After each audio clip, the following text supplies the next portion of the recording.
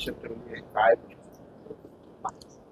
जो आपण बघतोय एक महिन्यापासून महाराष्ट्रामध्ये आणि देशभरामध्ये जे वादळ घोंगावतंय नीट लीक पेपरचं, त्या संदर्भात आजची ही पत्रकार परिषद होती.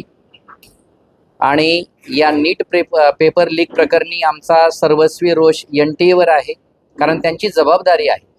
त्यांचे जे देशभरातील जे पेपर सेट करणारे लोक असतील त्यांच्यावर कमांड त्यांची असायला हवी. आपले शिक्षक जर समजा पेपर लीक करत असतील तर याला दोषी शिक्षकांना नाही धरता येणार. त्याच्यावर त्यांचा कमांड नाही, म्हणजे NTA कुठेतरी कमी पडते असं आमचं स्पष्ट मत आहे. लोकांचं आणि नेत्यांचं असं म्हणणं आहे की कोचिंग क्लासेस वाल्यांनी हे पेपर नेते आणि लोक हे प्रत्यक्ष तिथे येऊन विद्यार्थी आणि शिक्षकांसारखे शिकवत नाही किंवा बसत नाहीत. लांबून म्हणजे म्हणतात ना, दुरून डोंगर साजरे, तशा प्रकारचं उचलली जीवन लावली टाळायला हे बोलून चालणार नाही. लीक पेपर कोण करतंय, त्यांचा काही फायदा स्वार्थ असेल म्हणून त्यांनी लीक केला असेल. आणि आम्ही स्पष्ट सांगितलंय, ज्याने पेपर लीक केला त्याला कठोर कारवाई करावी. तो आमच्यापैकी कोणी असला तरी आमचं काही त्याच्यामध्ये दुमत नाही. 21 तारखेला जूनला परत ते होणार आहे, त्यासाठी विद्यार्थ्यांना काय सुविधा देणार आहात? आम्ही विद्यार्थ्यांना ज्या पूर्वी सुविधा देत होतो, आता 1.5 महिन्यांचा जो कालावधी आहे याच्यामध्ये 1ही रुपयाचं शुल्क आम्ही विद्यार्थ्यांकडनं घेणार नाही.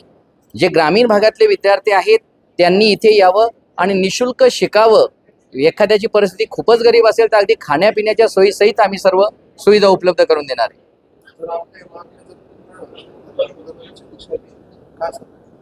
ह्या मागण्या जर शासनाने पूर्ण केल्या नाहीत आणि कदाचित शासनाने जर कठोर कारवाई केली नाही तर आमचं पुढलं धोरण जे आहे ते पालक आणि आमचे विद्यार्थी यांना बरोबर घेऊन आम्ही भव्य आंदोलन करणार आहे.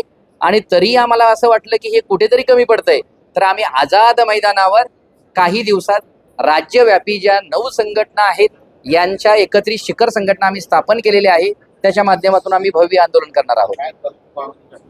प्रमुख मागणी एकच, आता जी घटना घडली ती वारंवार घडू नये. कारण याच्यापूर्वी 2-3 वेळेस ही घटना घडलेली आहे, 24 मध्येही घडलेली होती आणि आजही पुन्हा तेच घडतंय.